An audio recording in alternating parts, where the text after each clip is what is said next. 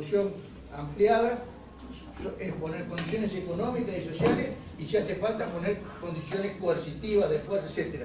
Nació chorreando sangre y lodo, el capitalismo, decía Marx, pero sigue chorreando sangre y lodo cada vez que le es necesario para mantener esta lógica sistémica de la sociedad. La actualidad del pensamiento de Marx se explica por la agudeza de esta crítica, pero además también porque su crítica y la lógica toda de su investigación tenían la característica de ser siempre investigaciones de final abierto. Es decir, la obra de Marx no es un monumento acabado, ni siquiera su libro más importante, El Capital, es una obra acabada. No lo es porque de los 3 tomos que estaba previsto El Capital, él logró editar solo uno. Los segundos fueron editados muchos años después de muerto él, sobre la base de los apuntes que había hecho. E incluso ese Capital, esos 3 tomos, eran parte de un proyecto mucho más vasto, que eran de 6 libros distintos, que ni siquiera llegó a esbozar gran parte de ellos. Eso que para muchos es una limitación, en verdad tiene que ser entendido como una de las razones que explican la actualidad continuamente renovada del pensamiento de Marx, porque ese trabajo no es una obra acabada, pero es un obrador inmenso en el que hay planos, trabajos ya terminados, otros apenas esbozados, algunos que después no sirvieron o fueron relativamente descartados. Entonces, y lleno de pistas abiertas en el terreno específico de crítica de la economía política y del capital mismo tal como era, pero también lleno de pistas en infinidad de otros campos del pensamiento, de la teoría, en la historia, en la filosofía, en la sociología, que en esa época no existía como ciencia, en la antropología, ¿no es cierto? Bueno, gran parte de la obra de Marx no ha sido, en castellano todavía no ha sido publicada. Ahora está en curso una edición nueva de las obras completas de Marx y Engels, que está previsto que tenga 54 tomos, creo, de los cuales están editados menos de 20 o 25, ¿no es cierto? Es decir, gran parte de la producción de Marx no ha sido todavía conocida, ¿no es cierto?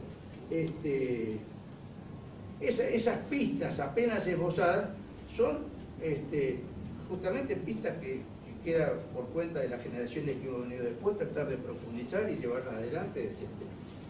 Eso es lo que hace que efectivamente el marxismo haya sido capaz de reinventarse sistemáticamente, ampliando su contenido empírico y su contenido teórico, ¿cierto?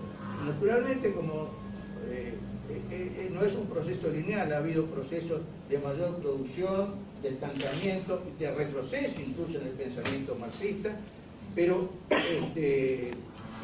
paradójicamente, o no tan paradójicamente, en los últimos 10 o 20 años, que son de la mayor ofensiva del capital sobre los trabajadores y sobre los pueblos del mundo en general, coincidiendo con ese agravamiento de la explotación, de la opresión, y también con el agravamiento de la crisis del capitalismo, que comenzó de una manera abierta con la crisis del 2007-2008 y que está todavía en curso, ha habido un proceso de enriquecimiento y de revolución. Algunos autores lo denominan de revoluciones teóricas dentro de esta concepción revolucionaria que nos legara Marx.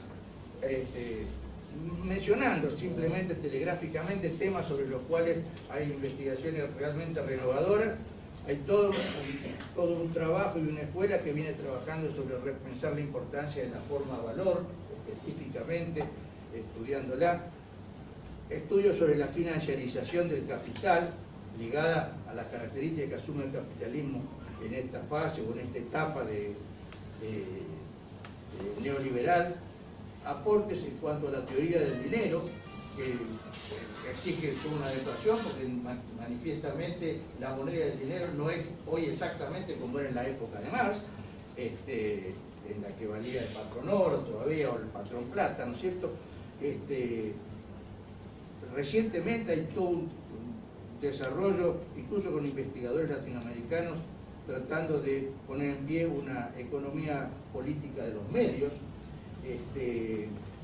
Hay investigaciones sobre lo que los investigadores anglosajones llaman capitalismo racial y que investigadores latinoamericanos como Quijano llamaban la colonialidad del poder y del capitalismo. Quijano falleció hace muy poquitito, un investigador peruano, magnífico. Y sobre todo en dos campos en los que ha habido una verdadera explosión de producción marxista, que son uno, referido a la cuestión de cómo se implican el metabolismo social y la ecología, ¿no es cierto? Y lo que algunos autores denominan la grieta ecológica, o la grieta metabólica que se abre entre el funcionamiento de la sociedad y la naturaleza, rompiendo un equilibrio, porque en última instancia la humanidad también es parte de la naturaleza, y se rompe ese equilibrio, se pierde por todos lados. Y el otro terreno, en el que está en pleno desarrollo, una verdadera, si no es revolución, un sacudón teórico muy profundo, es en lo que hace a repensar los mecanismos de la reproducción social, el feminismo y las cuestiones de género. En los últimos 10 o 15 años, pero sobre todo en el último periodo, hay una producción descomunal sobre esto. Lo que confirma la vitalidad y la capacidad del marxismo a ayudarnos a pensar la realidad y de ayudarnos a pensar cómo podremos cambiarla. Ahora bien, la actualidad de Marx también es la actualidad, y algunos dicen que sobre todo es la actualidad de los problemas que Marx no logró resolver, o los que llegó a cierto callejón sin salida. Marx tenía de alguna manera la idea de que el capitalismo iba preparando las condiciones para su propia superación y que en determinados momentos las contradicciones del capitalismo iban a ser tales que iban a coincidir con un fortalecimiento no solo cuantitativo, sino con una maduración política de la clase obrera que iba a permitir de una manera relativamente sencilla un proceso de transformación revolucionaria de la sociedad. Ese aspecto, ese aspecto y esa previsión que está claramente presente en el Capital, el curso de los acontecimientos en el siglo XX y ahora no lo confirma, nos obliga a repensarlo. No es verdad, no podemos descansar en la confianza que el capitalismo prepara las condiciones para su superación. Crea condiciones, ¿sí?, que facilitan transitar hacia una forma social superior. Pero sobre todo el capitalismo crea las condiciones para perennizarse, para aplastar cualquier posibilidad de transformación social. Entonces, en ese sentido, hoy tiene que estar muy claro para nosotros que el desarrollo del capitalismo no prepara ni facilita el tránsito al comunismo, sino que nos conduce aceleradamente hacia una catástrofe. ¿Y por qué este es un aspecto de la actualidad de Marx? Porque esos problemas que Marx no logró resolver completamente, esa cierta ilusión de que el mismo desarrollo de las fuerzas productivas iba a fortalecer cada vez más la fuerza y las capacidades de la clase obrera para tomar en sus propias manos el manejo de la sociedad, esa confianza, el curso de la historia la ha desmentido. Entonces, esos problemas que él más no pudo resolver son los problemas que no pudo resolver ni el movimiento obrero ni las generaciones revolucionarias del siglo XX, con figuras descomunales como Lenin, como Trotsky, como Rosa Luxemburgo, porque la realidad del capitalismo fue capaz de subsistir incluso una derrota inicial tremenda como fue la Revolución Rusa, demostró capacidad de resiliencia, de resistencia, y no solo eso, sino de reabsorber ese sistema, y hoy el mundo volvió a ser prácticamente su conjunto, el mundo dominado por el capital. Entonces, ese problema que más no puede resolver, ese problema que nosotros seguimos siendo incapaces de resolver. Tenemos que asumir esa dificultad como el desafío más importante que tenemos por delante. En ese sentido, también la reflexión sobre la actualidad de Marx y del marxismo implica asumir la realidad de que hay una crisis en el marxismo. El marxismo, si nosotros lo definimos solo por esto que yo decía primero, esa capacidad de revolucionarse teóricamente, aumentar su nivel de conocimiento empírico y su nivel de conocimiento teórico, etc. Si nos quedáramos ahí, contamos la mitad de la película y tal vez no la más importante, porque todo el proyecto de investigación de Marx estaba destinado a proveer instrumentos para hacer la revolución y para cambiar la sociedad. Y en ese sentido, tenemos que asumir de que el movimiento obrero y el movimiento revolucionario como parte del movimiento obrero y los marxistas como parte del movimiento revolucionario, no todos, pero una parte significativa, hemos sufrido una derrota descomunal en el siglo XX, de la cual estamos lejos de habernos recuperado. Eso es decisivo porque la historia es importante a condición de que uno sepa de que en esa historia se ha dado vuelta una página y que hoy el movimiento obrero es cualitativamente distinto de lo que fue un siglo atrás, o lo que fue 60, 70 años atrás. Nos enfrenta con realidades nuevas y con problemas nuevos. Entonces, hay una crisis del marxismo y yo creo que es importante, yo tengo la convicción de que esa crisis no es una crisis epistemológica, no es una crisis de que tal o cual aspecto de su andamiaje teórico se haya demostrado sustancialmente equivocado, no, todo lo contrario, creo que en ese terreno el marxismo es más fuerte que nunca, pero hay una crisis en el sentido de que hay una evidente impotencia política de los marxistas para incidir en la reorganización del movimiento obrero, del movimiento plural, de la lucha social en general. Esa impotencia relativa del marxismo está ligada a un hecho también que seguimos sin encontrar una manera de resolverlo, que es que desde mediados del siglo anterior, es decir, el siglo XX aproximadamente, se ha ido abriendo una brecha, una distancia, una separación cada vez mayor entre el desarrollo del pensamiento y de la teoría marxista y el desarrollo de la clase obrera o de las fuerzas sociales capaces de impulsar el cambio social. Es evidente que hay una brecha, por eso gran parte del pensamiento marxista más interesante en el último tiempo tiene su origen en las universidades, sobre todo en el primer mundo. Las universidades tienen recursos, pero la capacidad de incidencia sobre el movimiento social es mínima. Harvey, que es un gran marxista contemporáneo, dice, yo llevo, que es un especialista en el Capital, uno de los mayores, dice, yo llevo explicando el Capital hace 25 años, no recuerdo ahora en qué universidad estaba, en Nueva York, que está una de las universidades más importantes de Estados Unidos. Llevo hace 25 años dando seminarios sobre el capital, yo creo que son cada vez mejores, pero al capitalismo no le mueve un pelo, desgraciadamente. Bueno, ese problema es un problema tremendo. Cómo nosotros logramos volver a ser, como fue en sus comienzos, una parte constitutiva, no todo, pero una parte constitutiva casi imprescindible del desarrollo y de la conformación de la clase obrera como una clase capaz de organizarse, capaz de autodefinirse, ponerse en movimiento, y Marx estaba convencido de que la clase esa era capaz de construir una sociedad distinta. Bueno, esa certeza hoy necesita ser reconfirmada y necesita ser reconstruida. Y para eso tenemos que ser capaces de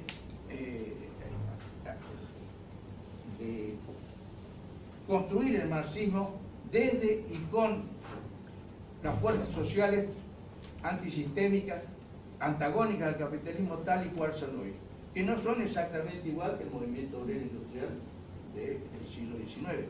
Son muy distintas, porque la clase obrera es muy distinta, está mucho más fragmentada, está mucho más precarizada, está amenazada en gran parte hasta físicamente sus posibilidades de supervivencia por las características que asume el desarrollo del capitalismo en las últimas décadas. En nuestros países periféricos, en Argentina, en América Latina, porque si bien es evidente de que como el antagonismo entre el capital y el trabajo puede ser disimulado, puede ser mediatizado, puede ser corrido, puede ser ocultado, pero no desaparece, esa contradicción subsiste ahí. Entonces el rol de la clase obrera para golpear en los momentos decisivos sobre los puntos básicos de la estructura económica sigue siendo absolutamente imprescindible. Pero no es verdad que a partir de esa afirmación correcta se pueda desprender o seguir afirmando que solo la clase obrera es revolucionaria o solo la clase obrera conforma el antagonismo social en las formas que hoy asume. Y es evidente que, por ejemplo, los pueblos originarios de América Latina se constituyen, van constituyéndose como sujetos alternativos o capaces de generar una alternativa, y que su fusión con la fuerza, con el movimiento obrero, va a enriquecer a unos y a otros. Y lo mismo vale para las luchas contra el extractivismo, contra la megaminería, etcétera, etcétera, las luchas ambientales que adquieren en todo el mundo una importancia cada vez mayor. Y para terminar con lo que yo tiendo a creer de que es el movimiento masivo más importante en nuestro país y en gran parte del mundo, que es el movimiento de las mujeres y la lucha de los distintos feminismos. Entonces nuestro marxismo tiene que ser capaz de dialogar con esas realidades, dialogar con el lenguaje que ellos tienen, cambiar incluso nuestro lenguaje si es necesario para poder establecer ese diálogo. Bien, eso es lo que puede hacer efectivamente la presencia de Marx 200 años después entre nosotros. No me quiero extender más. Yo escribí el año pasado un libro que trata de reflexionar sobre todo esto, que se llama Carlos Marx, nuestro compañero, y hay un libro que acaba de salir ahora, que es casi una continuación de este, aunque escrito por otro compañero, que es Miguel Maceo, que se llama Marx Populi, que es un poco también recoger todo esto, la necesidad de repensar y desarrollar un marxismo efectivamente enraizado para construir o ayudar a construir una subjetividad revolucionaria, popular y plebeya. ¿Cómo se llama tu libro? El libro se llama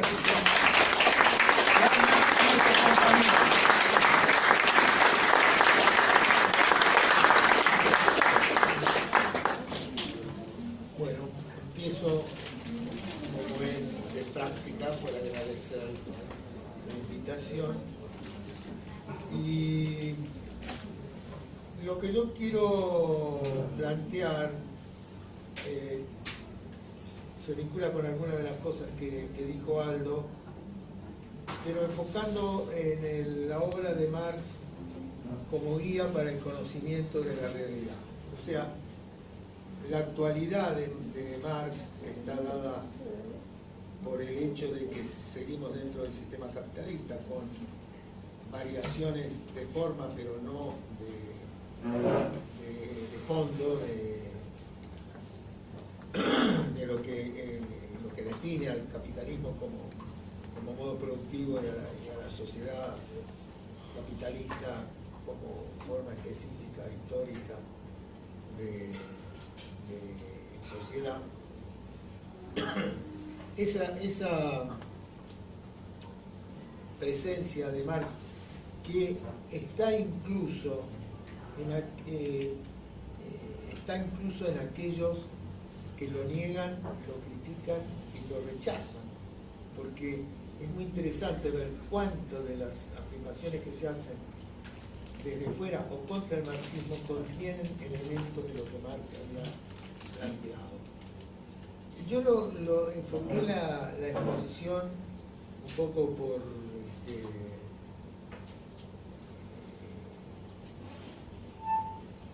llama defecto profesional, a partir de temas del... un poquito más fuerte, disculpa. Sí, trato. Dale.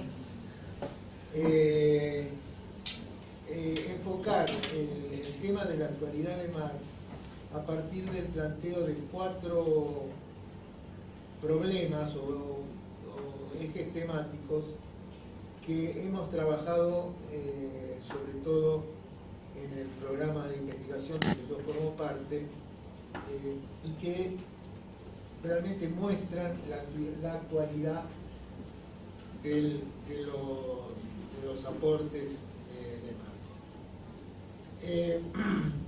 Un primer ejemplo tiene que ver, o un primer tema tiene que ver con qué vamos a entender por clase obrera. Decía Aldo recién, la clase obrera no es la misma de la época de Marx, presenta características diferentes. Es cierto en cuanto a su forma exterior, pero hay algo que la sigue definiendo como clase obrera, y esto tiene que ver con polémicas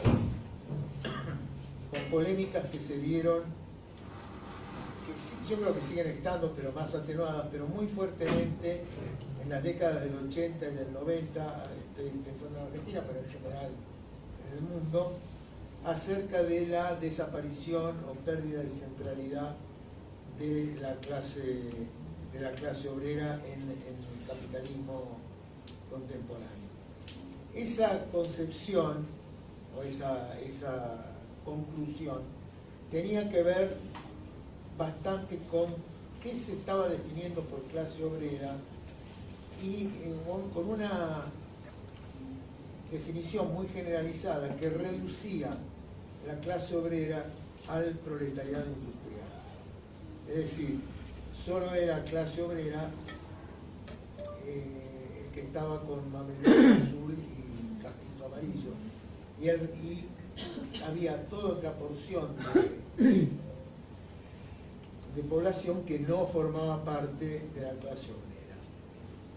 Ahí es interesante, justamente esto se puede ver claramente en el primer tomo del Capital, ver cómo concibe Marx la clase obrera, qué es lo que está definiendo, y esto tiene que ver con las relaciones de propiedad. Para Marx, la clase obrera son los desposeídos, los expropiados de sus condiciones materiales de existencia, es decir, de la posibilidad de reproducir su vida sin tener que entregarla a los propietarios de sus condiciones materiales de existencia.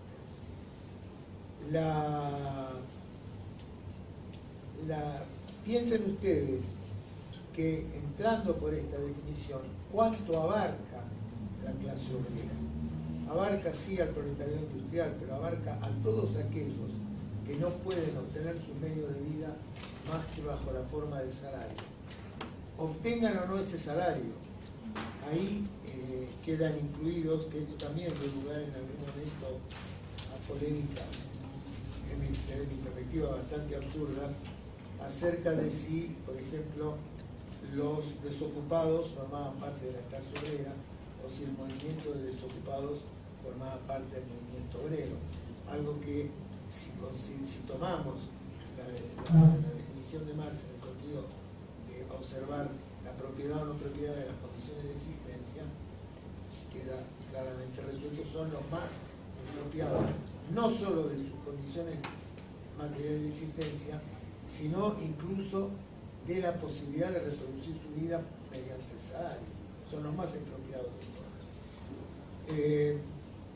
Me gustaría hacer una precisión acerca de qué quiere decir condiciones materiales de existencia, que eso también lo define Marx, lo define Engels también. Muchas veces cuando uno piensa en Marx está pensando en Engels, porque esa era una asociación inescindible. Las condiciones materiales de existencia son las fuerzas productivas sociales, o sea, no son la fábrica o las herramientas puntualmente, es el control de la fuerza productiva de la sociedad.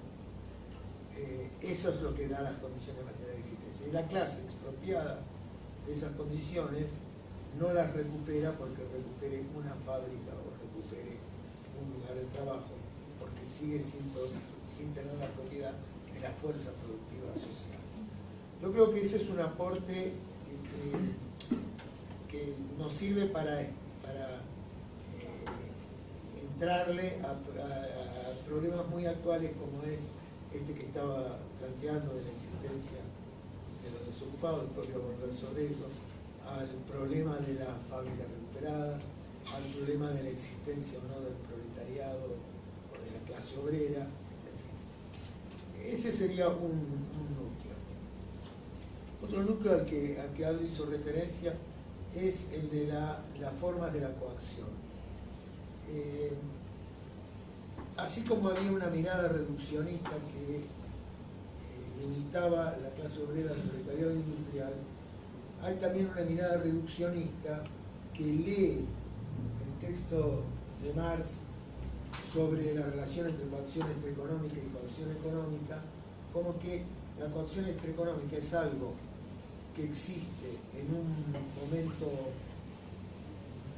primigenio del capitalismo que separa, en la primera separación del trabajador de los instrumentos de trabajo, de los medios de producción, y que después, ya realizada esa separación, el mismo movimiento del capital reproduce una población expropiada disponible para ser explotada. Y no hay más coacción económica. Bueno, Marx explícitamente, cuando habla de la coacción económica y extraeconómica, plantea que la coacción extraeconómica va a ser utilizada cada vez que sea necesario. ¿Por qué yo digo este es un problema que también se nos presentó en algún momento, en el análisis de la realidad argentina? Piensen ustedes cuando el golpe de Estado de 1976, las Fuerzas Armadas ocupan las fábricas. Esa ocupación de las fábricas obviamente tenía un objetivo en el plano de la lucha política, social, de destruir una fuerza social anticapitalista o en todo caso opuesta al capitalismo financiero, que era lo que estaba avanzando. Pero a la vez tenía la función netamente económica de aumentar la productividad.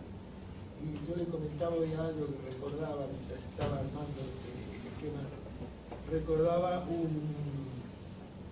una publicación de la provincia de Tucumán, supongo que era de la época del gobierno de Bussi, del general Bussi, donde daba una serie de estadísticas acerca de la provincia, y una de esas era jornadas perdidas por clima, por varias cosas. Y una de las columnas era huelgas y conflictos. Entonces mostraba cómo en el 71, 72, 73, 74, 75 había muchas jornadas. A partir del 76 esa columna quedaba en blanco.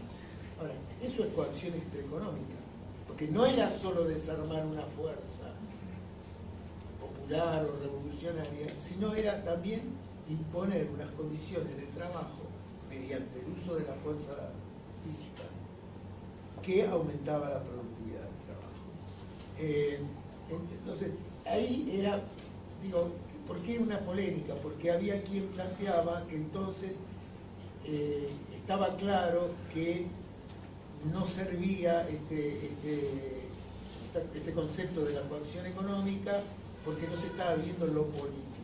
Cuando en realidad eran dos formas de coacción, una a través del aparato estatal y la otra que están descritas por Marx.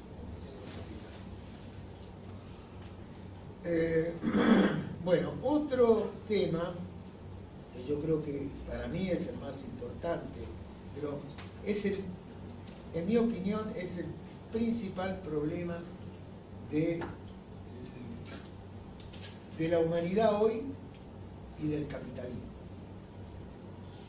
Porque uno lo puede ver solo como un problema del capitalismo, pero en realidad es un problema de la humanidad, que es la generación de una superpoblación relativa para las necesidades inmediatas del capital.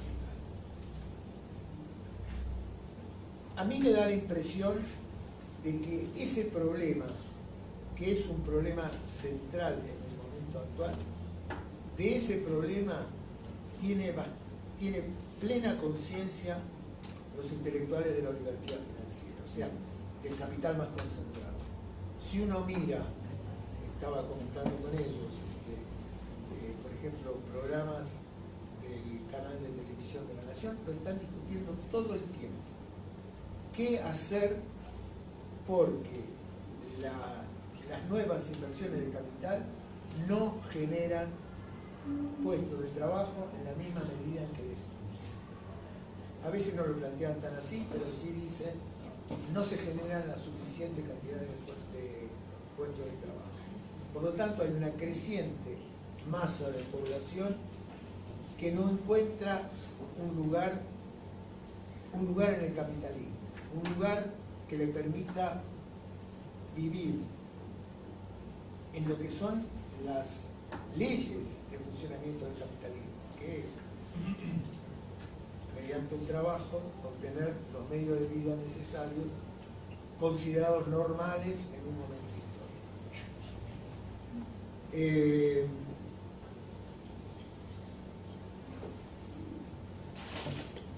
Me quedé pensando en lo que hablábamos antes con Susana. Esto tiene que ver con los procesos de precarización, pero no es lo mismo. Tiene que ver porque la existencia de esa masa de superpoblación relativa presiona y permite imponer en determinados, por lo menos en determinados ramos productivos, permite imponer condiciones de trabajo precario. Pero no tiene que ver en el sentido de que no se limita a eso, sino que genera una masa de población que tiene que ser mantenida. Esto está en el manifiesto, planteado muy tempranamente, y después está también en el capital. El capital ya no vive de su esclavo, o no solamente vive de su esclavo, pero hay una parte de esos esclavos a los que tiene que mantener, porque no tienen lugar en las relaciones capitalistas. Nosotros en el Centro hemos hecho una investigación sobre este tema, que se puede ver en internet, y la estimación que se hizo, una estimación conservadora, no moviendo los datos a favor, sino más bien en contra, es que en la Argentina hay un 60% de población sobrante. El capitalismo argentino podría funcionar sin una buena parte o sin esa población. Y piensen en esto, cómo se construye esa superpoblación. Toda la población subsidiada no vive de lo que produce, sino que vive de lo que produce otra parte de la sociedad y está subsidiada por el Estado. Una parte del empleo estatal, sobre todo en provincias pobres, es población que no tiene lugar en la actividad productiva y que solo puede vivir en la medida que tiene un empleo público. El millón famoso que dicen de jóvenes que no estudian ni trabajan.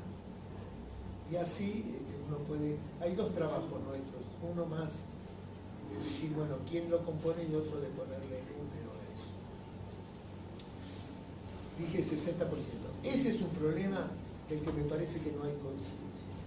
Que no hay conciencia del lado del pueblo, sí hay plena conciencia del lado del capital más concentrado, de los intelectuales, del capital más concentrado. ¿Cómo se resuelve eso? Bueno, una forma de resolver siempre que ha habido masa de población sobrante es la guerra, que es otro tema que no está muy presente en los análisis que se hacen desde el campo popular, que sí estaban muy presentes en los análisis de Marx. El tema de la guerra era un tema que era central para ellos algunos dicen como metáfora, no es simplemente como metáfora, es un elemento que está ahí en el centro de cómo ellos trabajan, es un instrumento teórico que está incorporado en su reflexión. Entonces decía, esa es una resolución que, créase o no, en sus formas más burdas, forma parte de la ideología dominante. Les comentaba a ellos, leyendo a los foristas de la Nación, una vez ante una manifestación del movimiento de desocupados, el forista escribió, esto tiene una solución, napal. ¿Tiene una solución? Napal. ¿Saben lo que es el napal? Sí. No, los jóvenes no, porque son los que vivimos en la época de la guerra de Vietnam, son bombas de fósforo que incendian la nada, obviamente, y destruyen a donde se las... O sea, que la resolución es matando. Obviamente esa solución es un poco costosa en términos sociales, y entonces surgen alternativas. Bueno, esto estábamos entendiendo hoy. Yo creo que mucho de lo que es economía popular, distintas maneras de, bueno, los subsidios, todo eso son maneras de mantener esa población que el capital en gran parte ya no necesita.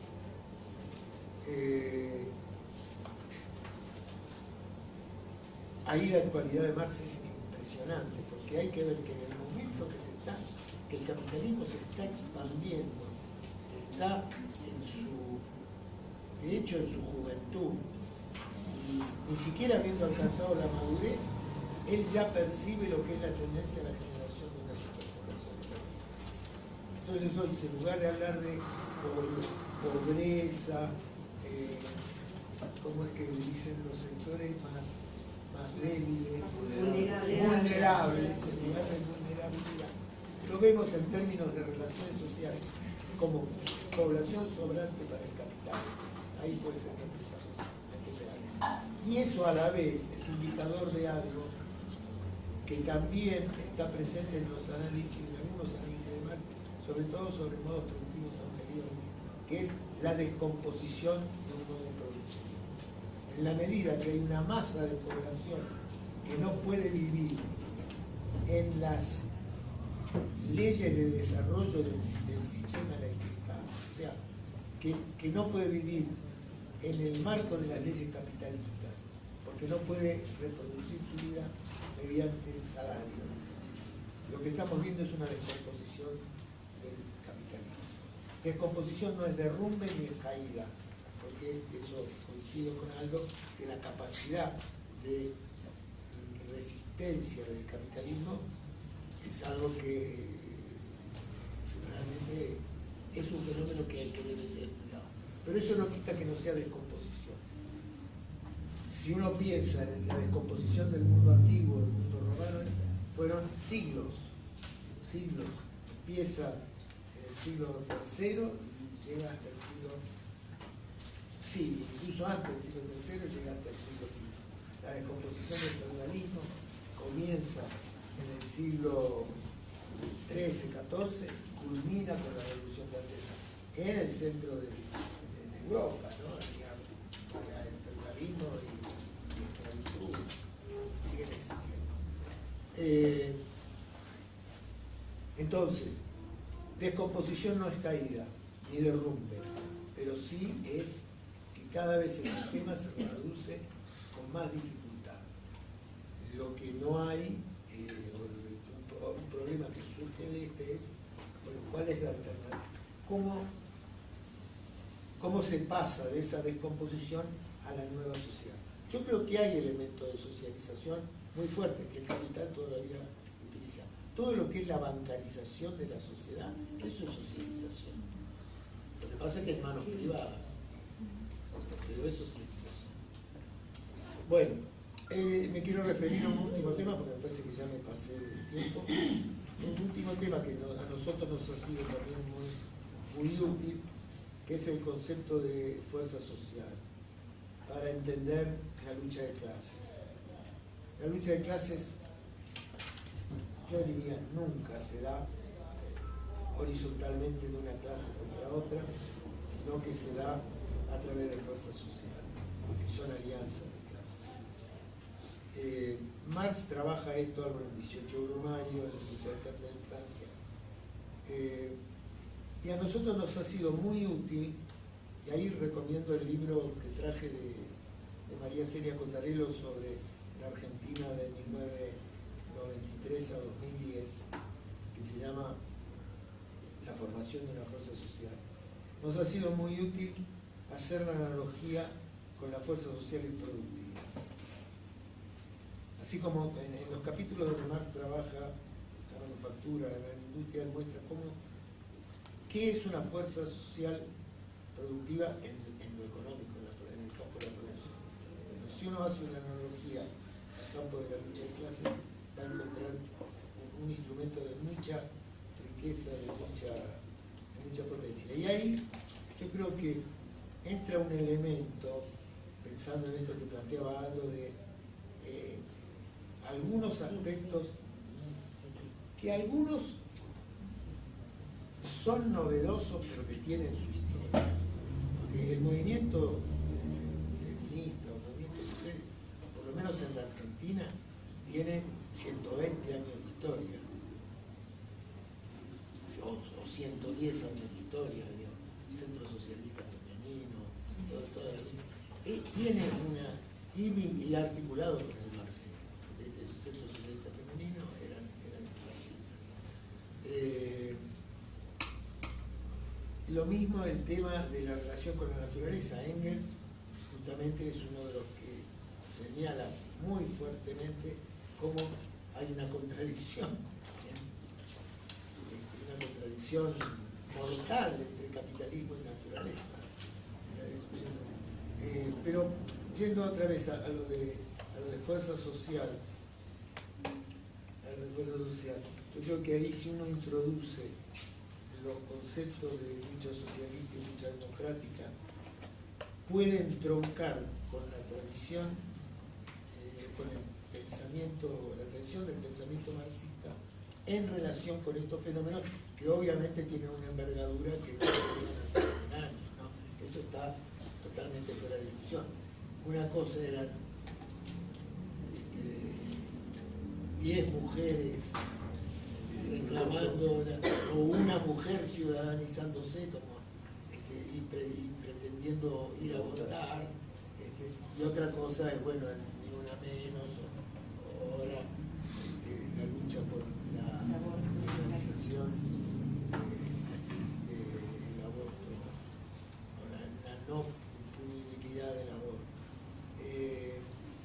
Pero sí creo que deberíamos hacer un esfuerzo en enlazar toda esa tradición de pensamiento desde Marx con lo que está.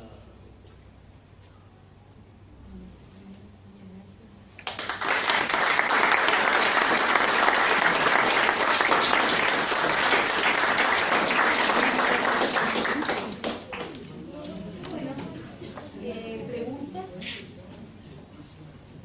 reflexiones.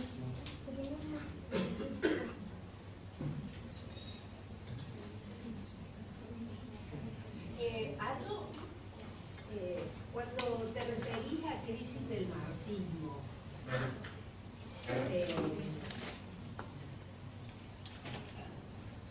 ¿te referís a que el marxismo no logra llegar al poder? Porque te referís en un momento a la clase obrera. Vos en un momento decís, hemos sufrido una derrota en el siglo XX, a mediados del siglo XX hasta el XXI, que no es epistemológica, es una impotencia política del marxismo, decís.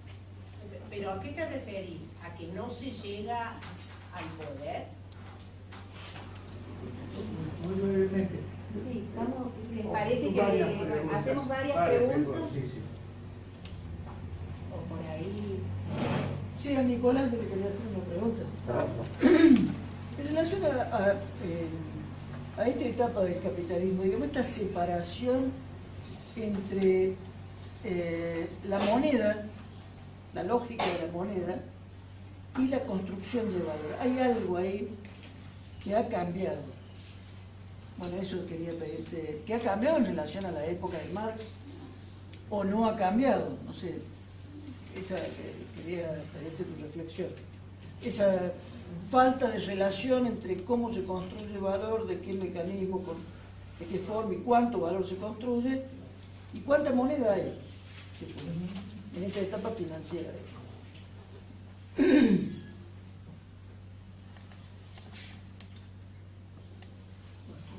Yo quería agregar, bueno, que charlemos dos cosas, si es posible. Una, la primera, la del cambio climático, que, bueno, que tiene que ver con esa contradicción entre la naturaleza expansiva y acumulativa sin límites del capitalismo, que actúa como si este planeta tuviera recursos infinitos, y la realidad de un planeta con recursos finitos que está reaccionando, digamos, a todo el daño que le estamos haciendo, ¿no? Con este modo de producción bastante irracional en cuanto a lo ecológico. Y lo segundo es que si entendí que hay una disposición, digamos, a reevaluar cuál es el sujeto revolucionario, me imagino que también había la disposición de reevaluar el tema de la teoría revolucionaria, por ejemplo, poner en entredicho la teoría leninista, la del partido de vanguardia, etc. Una pregunta para Íñigo tengo. El punto que plantea Íñigo sobre superpoblación relativa, que bueno, todo fue muy interesante lo que planteaste, pero quisiera ver cómo podemos pensar las políticas del gobierno actual, que justamente está planteando achicar el gasto público, achicar el Estado. Si la única política posible hoy sería la política del populismo, ¿no? Que es mantener subsidios y demás. Eso.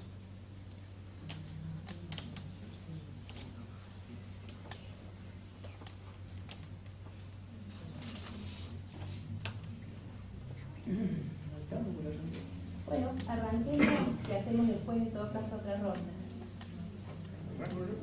Bueno, yo creo que en realidad todas las preguntas tienen algún grado de relación en el orden en que fueron planteadas. Cuando yo digo que hay una crisis del marxismo en el sentido de, sobre todo, de una impotencia política, no me refiero solamente a la incapacidad de conquistar el poder o de, una vez conquistado, conservarlo y que siga siendo un poder revolucionario, porque las dos cosas pasaron. Entonces sí, hay ese problema, pero el problema más importante hoy, me parece a mí, es que en relación con ese fracaso, por así decirlo, del paradigma revolucionario o de los intentos revolucionarios en el siglo XX, se ha producido una fractura, una separación que antes no existía entre el marxismo como teoría política y el movimiento de masas real, la clase obrera. La clase obrera se constituyó como clase obrera organizada, consciente, etcétera, paralelamente a la elaboración de las teorías de Marx. De alguna manera, el manifiesto comunista, que aparentemente desaparece con las derrotas de las revoluciones del 48 en Europa, va a aparecer 10, 15, 20 años después, bajo una forma distinta, cuando se funda la Primera Internacional, y quien escribe los estatutos y la declaración inaugural de la Primera Internacional es también el mismo Marx, que dice hay que cambiar el idioma, la forma, para decir lo mismo. Y la Primera Internacional fue una organización descomunal, que en un momento en el que todavía no se habían constituido los Estados-nación en Europa, demostró que la clase obrera era capaz de organizarse internacionalmente, y no solo para defender salarios, etcétera, sino para comenzar a diseñar y a proponer una manera distinta de organizar el mundo. La Primera Internacional no solamente fue inmensa y ganó un lugar en la historia porque fue capaz de organizar las huelgas a nivel internacional, la solidaridad, impedir que se trasladaran carneros de un país a otro, hacer fondos de huelga, etcétera. La Primera Internacional se colocó en la primera línea de la lucha contra la esclavitud en Norteamérica, y Marx, que no tenía problema de que le dijera, sos un colaboracionista, le escribió una carta a Lincoln felicitándolo por el rol que tenía y decía que una tarea decisiva de la Primera Internacional de los Trabajadores era asegurar la libertad de los campesinos y del pueblo de Irlanda, o que la clave de la revolución en toda Europa era liberar al pueblo polaco del yugo del zarismo. Entonces, ahora, eso vivía en la gente, no eran ideas de Marx solamente que se habían ocurrido. La idea se le ocurrió porque tenía que ver con una experiencia de lucha. Bueno, esa fusión, esa íntima relación se quebró, se rompió y no estamos logrando reconstituirla. Se rompió por problemas políticos del marxismo, es decir, hubo orientaciones positivistas, oportunistas, pero además porque hay una cierta incapacidad, por así decirlo, o dificultad que no logra resolver de la clase obrera de pararse como una clase antagónica al capital. Ese es un problema que asume dimensiones que antes no existían con esa dimensión, ¿no es cierto? Entonces, una prueba de eso es, a nivel teórico, por ejemplo, la superioridad de la crítica del marxismo a las contradicciones insuperables del capitalismo es cada vez más indiscutible hoy. Y sin embargo, en el terreno político y en la conciencia de las masas e incluso de parte de la izquierda, sistemáticamente cada vez que hay un problema, la solución en la que se piensa son las soluciones neo-keynesianas o keynesianas. Fijémonos ahora, el keynesianismo que inspiró los gobiernos neodesarrollistas de toda América Latina, que están fracasando todos, o que fracasaron estrepitosamente, en cuanto aparece en la primera grieta del proyecto ultrarreaccionario de Macri, ¿en qué se piensa? En el 19 tenemos que volver a eso. Bueno, ese es un problema, yo a eso lo llamo crisis del marxismo, y entiendo de que tiene que ver, sí, con que efectivamente hay que repensar el sujeto revolucionario y el contenido mismo del proceso revolucionario, porque una de las consecuencias de la derrota de las experiencias revolucionarias del siglo XX, que suele no verse, es que lo que terminó siendo derrotado y desapareció, llegó a ser visto como una alternativa sistémica al capitalismo, y no lo era. Y no lo era, porque las revoluciones tomaron un curso por razones múltiples, no solo de concepción, sino de combinación de fuerzas, de la lucha de clases, del aislamiento que tuvo la revolución en Rusia, el atraso que tenía y todo. Pero en última instancia se estableció un paradigma que lo tomaron incluso los movimientos de liberación que no eran marxistas, etcétera, de que socialismo era estatización, industrialización y modernización. Entonces la revolución socialista dejó de ser una revolución socialista que aspiraba a llegar al comunismo. La revolución era para modernizar. Algunos investigadores lo llaman revoluciones para superar, para alcanzar al primer mundo. Y en verdad así se lo presentaba, así se lo presentaba. Y eso fracasó. No alcanzaron el primer mundo, pero además dejaron una herencia maldita, que es pensar de que el camino de la transformación social es seguir el camino del capitalismo y del primer mundo. Eso es absolutamente falso. Por eso sí hay que repensar la teoría del sujeto revolucionario, la teoría revolucionaria, pero también sin hacer tabula rasa, porque como sobre eso hubo siempre muchos matices en el marxismo. Para Marx estaba claro de que una revolución obrera, era una revolución en la clase obrera iba dejando de ser clase obrera para transformarse en una clase capaz de representar los intereses del conjunto de la sociedad, integrar los intereses de los campesinos, integrar los intereses de los esclavos.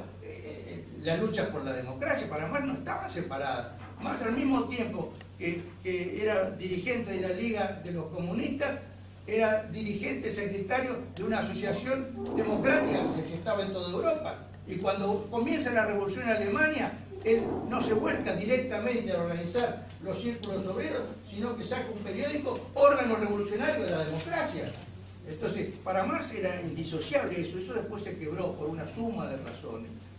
Bueno, eso hay que, a mi juicio, hay que reconstituirlo.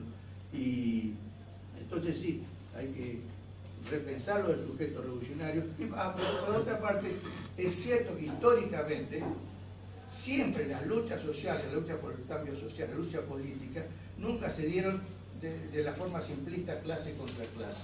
Un sociólogo francés muy interesante, muy capaz, que se llama Alain Bird, dice: en el terreno de la lucha política siempre lo que se enfrentan son, no usaba la expresión fuerzas sociales, sino bloques sociales. Y efectivamente así. Y de alguna manera Lenin lo reconocía cuando decía: ninguna revolución obrera puede ser victoriosa si no es, en primer lugar y sobre todo, una revolución popular. Y decía: en Rusia no puede haber revolución si no es sobre la base de una alianza estrecha de los obreros y los campesinos. Después tuvieron dificultades para conservar ese programa, etcétera, pero eso es otra cuestión.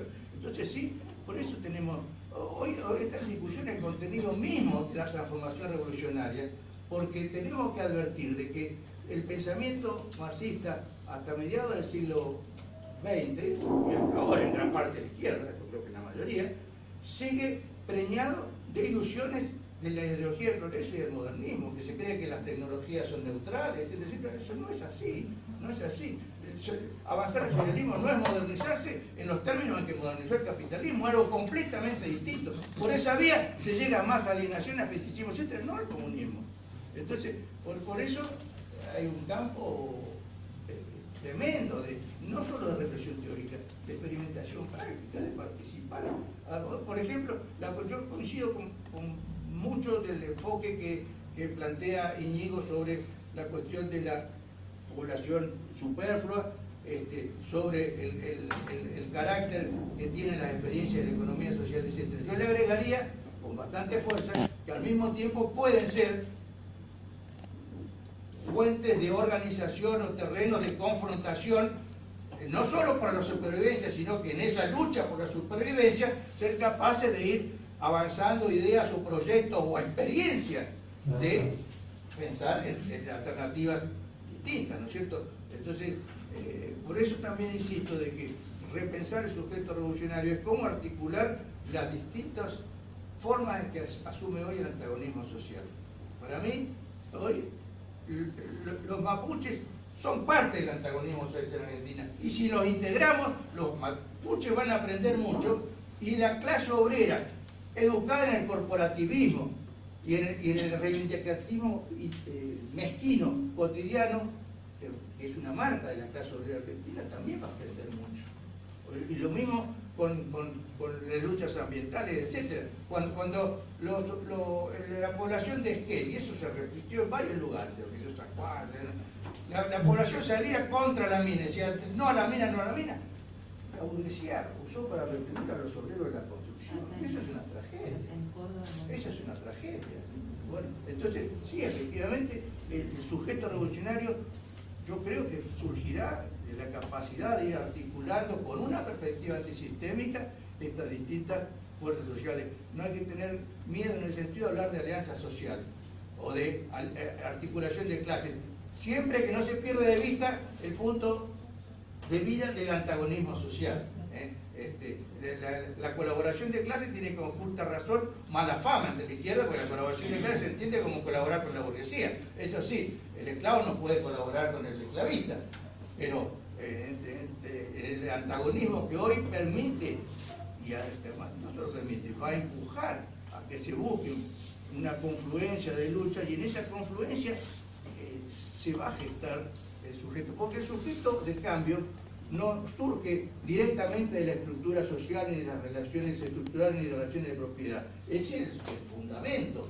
Pero sobre esa base está lo que hace la misma gente, está la capacidad transformadora de la praxis social, no solo sobre la realidad, sino sobre los mismos sujetos del campo social.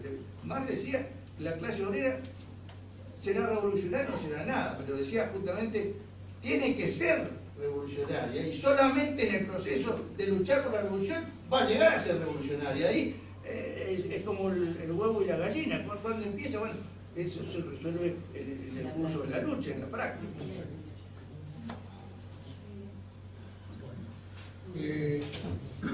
Respecto del tema de la moneda y la separación de la moneda, ahí me parece que también hay un aporte de Marx en el tercer tomo del Capital, donde él realmente ve este problema. Lo que pasa es que, vuelvo a decir, él ve el problema en un capitalismo naciente, no con el grado de desarrollo que tiene hoy, pero es eso mismo. Es decir, hay una diferencia cuantitativa, no me parece que haya una diferencia cualitativa. Igual no soy especialista en el tema, así que hasta ahí llego. Sobre el tema del sujeto y del partido, sobre el tema del sujeto y del partido que va para largo, a mí me parece que no se puede plantear en forma abstracta, que en cada sociedad el sujeto puede ser distinto. Pongo el ejemplo, Argelia, la revolución argelina, el planteo de Fanon. El sujeto son los campesinos y son los pobres, e incluso en las derivaciones del pensamiento de Fanon, por ejemplo en las banderas negras de Estados Unidos, son los delincuentes. Es decir, los delincuentes tienen un espacio. Y ese es un tipo de sociedad. Ahora, yo creo que uno de los disparates que se han hecho, de los errores que se han cometido muchas veces, es trasladar mecánicamente las experiencias de otras sociedades de unas sociedades a otras. La experiencia rusa, la experiencia china, la experiencia argelina. Entonces, yo diría, si a mí me preguntan el problema del sujeto, digo, lo contesto para Argentina. ¿Quién es el sujeto de cualquier transformación en cualquier sentido? O de la conservación de lo que existe en la Argentina, y es el proletariado. Donde el proletariado industrial, entendiendo por industrial no fábrica simplemente, sino relación salarial con el capital, da cuenta, les pongo unos ejemplos. En términos cuantitativos, nosotros hacemos un registro del conflicto que venimos haciendo una base de datos desde el año 93. En la década del 90, que es cuando yo estaba más metido en ese, y por eso tengo fresca los números, en la década del 90, cuando se hablaba tanto de la desaparición de la clase obrera, más del 50%, 54% me parece que era, o por ahí, digamos 50%, de todos los conflictos que aparecían en los diarios, el sujeto eran los asalariados. Los asalariados. El que seguía, que eran pequeños, empresarios, personas en general, pequeños empresarios en relación al gran capital, 7%. Estudiantes, un poquito menos del 7%. Y así. Y dentro de los asalariados, los ocupados. Eso en términos cuantitativos. En términos cualitativos, todos los hechos de rebelión que se produjeron en los años 90, Santiagazo, contra Alcón, y el mismo diciembre de 2001, empezaron con movilización de los asalariados.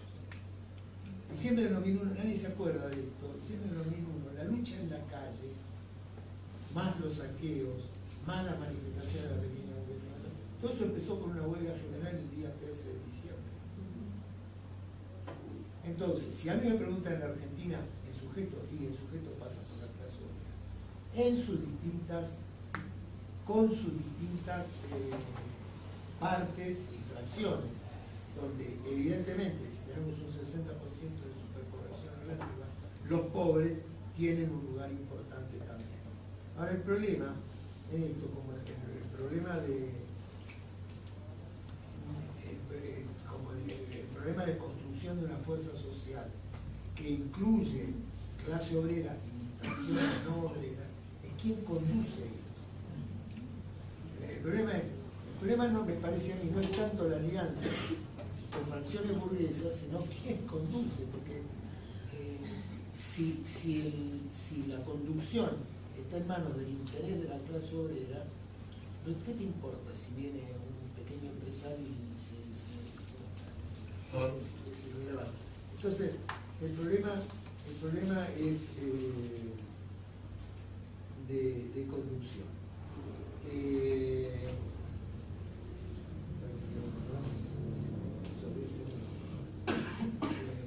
Sobre el tema del sujeto. Bueno, no se fue.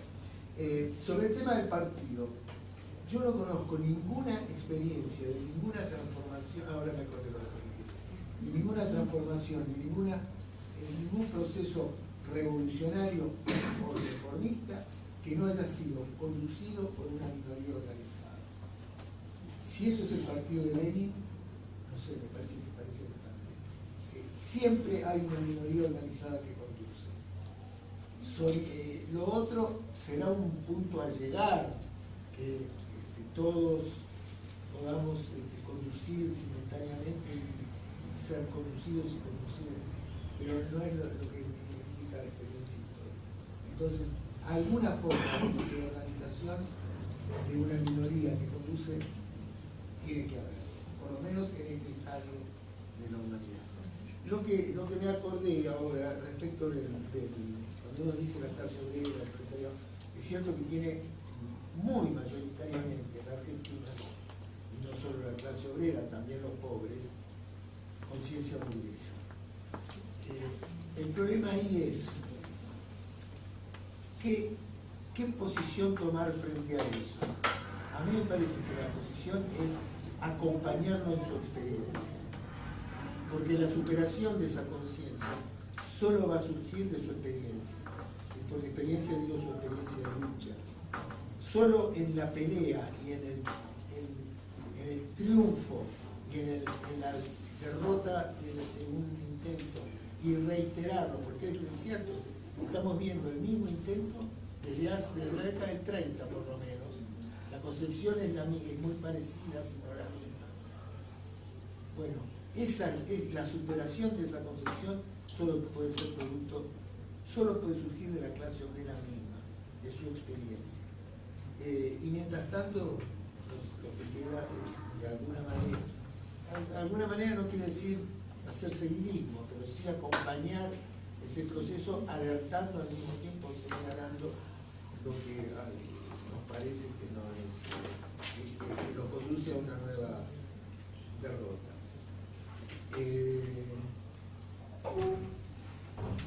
Acá no sé qué puse.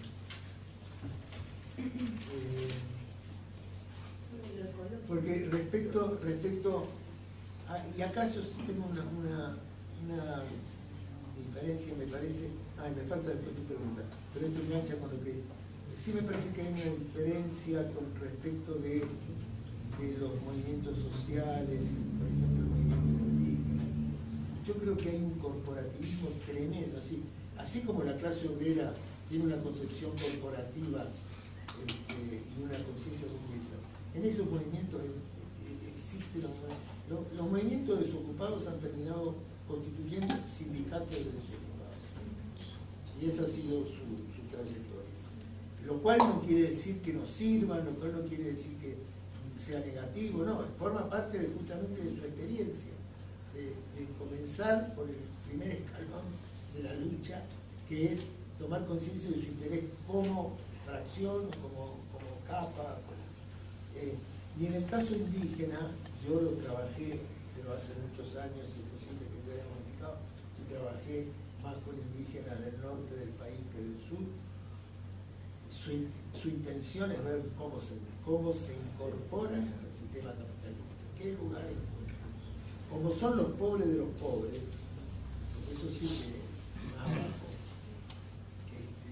A mí una vez uno que era evangelista, un indígena, ¿no? Que era evangelista, me dice, el Evangelio dice que los últimos serán los primeros. Vos conocés a alguno más último que nosotros. Entonces, nuevamente, por supuesto habrá cuadros con otra formación social, pero me parece que la política es bastante corporativa también. Bueno, y respecto de lo que me planteaba vos sobre qué alternativas hay frente a la superpoblación relativa, la política de este gobierno o la política populista de subsidios y demás. Yo creo que no hay alternativa. Es una cosa sin salida. Realmente, en el capitalismo eso no tiene salida. Lo que vamos a ver es una degradación cada vez mayor, un crecimiento de esa superpoblación, será subsidiada, se inventarán empalmes que después no se dan, porque es graciosísimo. Te dicen, no, vamos a hacer que estos que viven del subsidio y que han perdido la cultura del trabajo, ¿no? Lo vamos a pasar a la actividad productiva. Pues si no están en la actividad productiva, porque no hay lugar en la actividad productiva. Entonces, hacen el plan empalme. Y el plan empalme, ayer mismo lo decía, no me acuerdo. ¿Fracasó? Claro que fracasó. Porque hay un movimiento objetivo, orgánico de la estructura que no abre espacio para eso. Si vos me decís cuál es la solución y otra forma de sociedad. Ahora, como esa otra forma de sociedad la queremos el 0,5 de la población, yo creo que no tiene salida. Realmente soy tremendamente, no sé si pesimista, realista en ese sentido. Esto no tiene salida. No. Porque a militantes de izquierda tiene mucha pertenencia al sistema. O conciencia burguesa, como dijo, no sé cuál es. Sí. Y a lo mejor la salida es esta misma sobrancia que permite otras formas de socialización y constituir una fuerza social. Pero que sí, si constituye una fuerza social, pero que apunte a superar este sistema, no a ponerle marcha. Pero no es lo que uno ve. Yo no veo que la economía popular apunte al socialismo. Apunta a decir, nosotros nos arreglamos solos. Eso es la manera de que perviva la superpoblación relativa, o no superpoblación. Yo pensaba, disculpa amigo, yo pensaba esto como planteaba, por el hecho de que si esto puede impactar en que gobiernos neoconservadores lleven adelante políticas que no son las típicas políticas de un gobierno conservador, ¿se entiende? Quizás por ahí sirva para explicar qué es esto del gradualismo, porque hay sectores de la derecha que le piden a este gobierno, pero no está yendo de esta forma, ¿no es cierto? Y sí, coincido plenamente con vos en que son los límites del capital, o sea, hay cosas que dentro del capitalismo no tienen solución. Es cierto lo que decís, porque fíjate vos, ¿cuánto se cambió la política populista respecto de la superpoblación relativa? ¿Cuánto cambió? Nada. Nada, porque no, pero no porque no quieran, es porque no pueden. Si la cambian en serio, arde el país, entonces no pueden.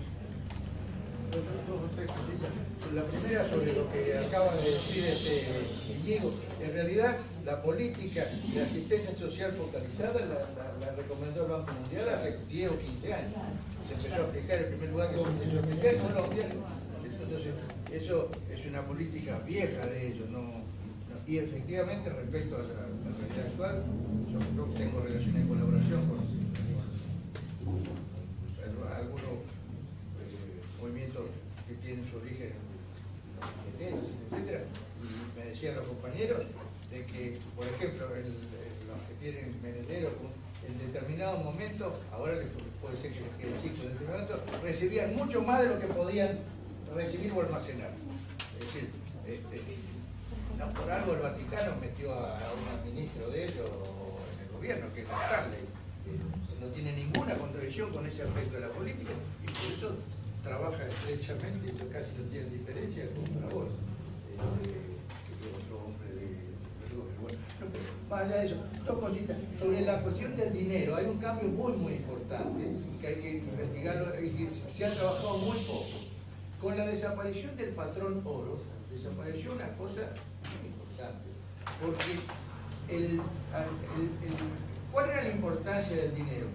Que era la expresión de una mercancía que era equivalente universal, es decir, solamente podía funcionar el sistema, el comercio y todo eso, en la medida que hubiese un equivalente universal que permitiese que todas las mercancías se intercambiasen por ese equivalente general. En ese momento, cuando Marx escribe, y todo el Capital está escrito sobre eso, ese equivalente universal estaba básicamente determinado por el valor de mercancías reales, que era el oro o la plata, ¿no es cierto? Eso cambió radicalmente, por lo menos bastante radicalmente. ¿Qué consecuencia inmediata, muy visible tiene eso? Que el rol de los estados en fijar el valor del equivalente universal o modificarlo es muchísimo mayor que nunca. E incluso el lugar que relativamente ocupó y que pretende seguir ocupando el dólar como equivalente universal a escala de todo el planeta. Entonces, eso implica, eso tiene relación con la autonomía descomunal de la financiarización del capital, permite manejar de una manera muy distinta que en otros momentos del capitalismo los problemas de las deudas, de las crisis, etcétera, aplazarlas, los mecanismos de aplazamiento de la crisis que se pusieron en marcha en todos los países centrales en el 2008 son impensables si no existiera esa posibilidad de manejar el valor del dinero. Entonces es una cosa muy importante que ha sido muy poco estudiada. Creo que hay solo dos marxistas importantes, una mujer que se llama Gonhoff, que murió hace poco, francesa, y otro posterior, que han escrito dos libros que son aparentemente avanzando sobre el terreno que no habían sido explorados antes. La otra cuestión sobre la que me parece que hay querría decir algo es sobre la importancia y la magnitud que tiene la crisis ambiental. Hay un marxista que a mí me parece falleció hace agosto del año pasado, que es István Mészáros, es un húngaro que después de la revolución húngara del 56 se tuvo que exiliar y terminó como profesor emérito en Inglaterra, que escribió un libro, a mi juicio, magnífico, que se llama Más allá del capital, ¿no es cierto? Voluminoso texto así. Bueno, Mészáros sostiene de que una de las cosas que Marx no logró apreciar, aunque avanzó en la crítica hacia eso, pero no logró llegar a una conclusión certera, Marx descartaba que existiesen límites naturales, por así decirlo, que se pudiesen interponer en el desarrollo del capitalismo. Entre otras razones, por razones polémicas, porque polemizaba con autores de la economía clásica que sí sostenían que había esos límites. Entonces, luchando contra esa idea de algunos de los economistas clásicos, Marx se mantuvo aferrado a eso, aunque por otro lado en el Capital dice, bueno, el capitalismo tal como funciona agota las únicas dos fuentes de riqueza que hay, que son la tierra y el trabajo humano, ¿no es cierto? Pero no llega, bueno, Mészáros sostiene de que una de las razones de que estemos en una fase distinta del capitalismo, que él llama de crisis estructural, es decir, una crisis de largo alcance en la que se pueden inscribir crisis cíclicas, es que el capitalismo ha comenzado a chocar en lo que hace, él lo ubica en los 80 más o menos, con límites de la naturaleza. No solo por la cuestión ambiental, porque dice, una de las características del capitalismo no solo implica una idea de explotación ilimitada de los recursos naturales, pero además de eso implica despilfarro, implica contaminación. Entonces, Mészáros ya hace 10 años más o menos él sostenía de que una de las razones que explicaba las características distintas de las crisis a las que se asomaba el capitalismo era la cuestión ambiental y los límites que tropezaba con una característica básica del capital. El capital no puede funcionar si renuncia a ese mecanismo de reproducción ampliada, reproducción ampliada. En la medida que eso empieza a chocar con barreras naturales, dice, se abre un conjunto de crisis a las que el capitalismo no tiene instrumentos para resolver. Por eso entramos en una fase de crisis prolongada que si no aparece, si no aparece una alternativa que sea capaz de imponerse a escala mundial además, escribió un librito muy chiquito que se llama Socialismo o Barbarie, con suerte, dice. Si no puede haber, y Pesaro insiste que ligeramente los marxistas nos dejamos ilusionar por algunos momentos en que la Guerra Fría dejó la posibilidad de la guerra mundial, la consistencia. Dice, el peligro de la guerra, primero es una realidad, y segundo, que se van a arreglar la posibilidad incluso de confrontaciones nucleares. En los últimos años estuvimos 2 o 3 veces al borde de ese tipo de que se sabe cómo empieza y es imposible saber cómo pueden terminar. Entonces, efectivamente, esa es la cuestión ambiental, por eso asume una importancia cada vez mayor, ¿no es cierto?, tomada en todo su sentido. Y comenzó siendo muy grave en los países periféricos, en los que realmente, por ejemplo, la migración masiva que constituye uno de los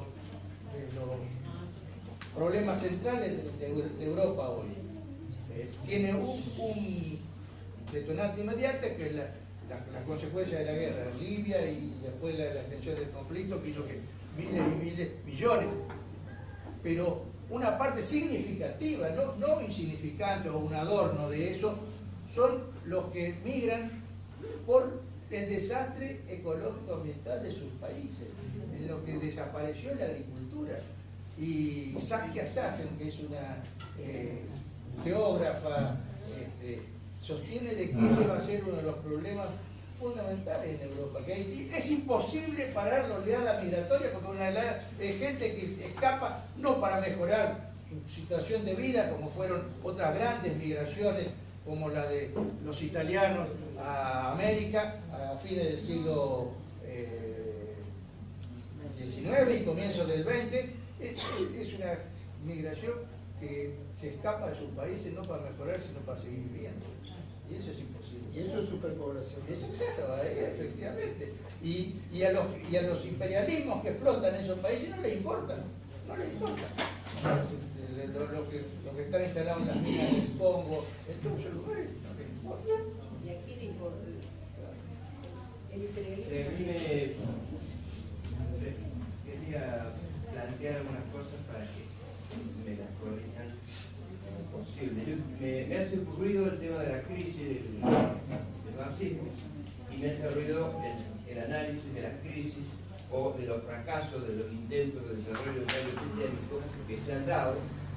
Quiero hablar algo sobre el sujeto y hace poco también quiero plantear algo sobre la cuestión del partido. Yo entiendo de que creo que no sé hasta yo interpreto el proceso de maduración de las condiciones materiales que se han dado hizo que nosotros le estamos pidiendo a la Unión Soviética o a Rusia o a los intentos de cambio de sistema que hayan sido exitosos cuando se han instalado en el momento en donde el capitalismo inicia el mayor nivel de auge y de apogeo y de crecimiento como sistema económico. Entonces, creo que hasta qué punto estaban las condiciones materiales objetivas dadas para poder avanzar en un cambio de sistema cuando el capitalismo estaba desplegando todo su mayor potencial de generación. ¿Es posible que nosotros hubiéramos imaginado un inicio del capitalismo en el siglo X cuando las condiciones materiales no daban para eso? Creo que esto, sin ser mecanicista en el análisis, creo que hay un proceso que nosotros no podemos descartar y que creo que el materialismo histórico nos da elementos suficientes como para incorporar esto en el análisis. Creo que ninguno de los estadios que precedieron al capitalismo se dieron por un intento de las fuerzas, ni organizadas ni no organizadas, de avanzar hacia la superación de esos estadios. Todos los estadios que precedieron al capitalismo se agotaron porque los nuevos modelos, los nuevos sistemas que le sucedieron generaron condiciones superadoras para que naturalmente se quedaran obsoletos y se sucedieran y vinieran nuevos estadios. El que nos complica la existencia es Carlito Marx, porque con su inteligencia y su capacidad de análisis nos tira todo un instrumental teórico y nos vaticina y nos abre la perspectiva de poder avanzar hacia la superación de un sistema, ¿no es cierto?, que todavía no estaban las condiciones. Y nosotros, desde la labor objetiva, subjetiva, intentamos avanzar y acortar los tiempos cuando las condiciones materiales todavía, a mi juicio, están en proceso de maduración. Entonces creo que tenemos que ser un poco cautos a la hora de eso, sin dejar de tener en cuenta, por supuesto, que se han cometido muchos errores en toda la historia, en por sí, está plagada de errores en el proceso de evolución, pero pretender que el comunismo haya sido realidad en donde estamos en el momento donde el capitalismo inicia su mayor periodo de expansión, y pretender que aquellos seres humanos que habitan en aquel rincón del planeta hayan logrado transformarse en hombres nuevos, porque el comunismo no es solamente un modo de producción, es una concepción, ¿no es cierto?, de vida, y construirlo no solamente hace falta la transformación y la generación de las condiciones materiales, porque las condiciones materiales son necesarias para la construcción del hombre nuevo, del hombre que va a ser parte de esa nueva sociedad, que va a ser capaz de crear ese nuevo modo de vida, ese nuevo sistema. Entonces, creo que estamos siendo demasiado exigentes con estas revoluciones que no han logrado prosperar porque no había condiciones materiales. ¿Han cometido muchos errores? Sí. ¿Y que lo tenemos que capitalizar como experiencia? Seguramente. Y desde ese mismo punto de vista también tenemos que ser cautos a la hora de hablar de la crisis del marxismo. Lo que estamos hablando, me parece a mí, de que no estamos encontrando las condiciones para avanzar en la superación del capitalismo productivo. Y todos los análisis que hacemos es sobre el análisis de lo que hizo Carlos Marx, fue un análisis del capitalismo productivo. Pero el capitalismo productivo, digamos, el capitalismo como se lo conoce, no es solamente eso. O sea, como la manufactura no era solamente eso, sino que le sucedieron nuevos modos de producción, y bueno, vino la industria, ¿no es cierto? El capitalismo productivo también está siendo superado por otros modos de desarrollo de capitalismo que van generando a su vez nuevos sujetos. Y ahí, digamos, estoy tratando de hacer ir al grano en concreto para no tirar. En el tema del sujeto, yo creo que el sujeto en realidad, desde mi mirada, es aquel que está inmerso en cada coyuntura, en cada lugar, en cada formación social concreta. Es aquel que está inmerso en la contradicción fundamental, y ese es el sujeto. Eso no quiere decir que haya, digamos, el sujeto histórico, quien puede lograr golpear en el corazón de la contradicción principal que está siendo la que sostiene el sistema, que sostiene la formación económica. Eso no quiere decir que no haya, a su vez, aparte del sujeto que tiene esas condiciones para quebrar y golpear en el centro del modo de acumulación, que haya otros sectores, ¿no es cierto?, que por su grado de organización, de unidad, puedan golpear, como hoy por hoy la clase obrera, si nosotros decimos que es el sujeto, no sé hasta qué punto las concentraciones obreras de hoy tienen la capacidad para golpear ¿no es cierto? Capaz que los bancarios tengan hoy un poder de incidir en el sistema y generar una crisis al modo de acumulación, y no son clase obrera, digamos, son clase obrera. He sido bancario todavía, perdón, pero me refiero que no es el obrero prototipo, ¿no es cierto? No es ese error de definición. No es cierto, no. Yo soy bancario y soy propio trabajador y miembro del sindicato y me reivindico clase obrera, por supuesto, hace años. Pero me refiero...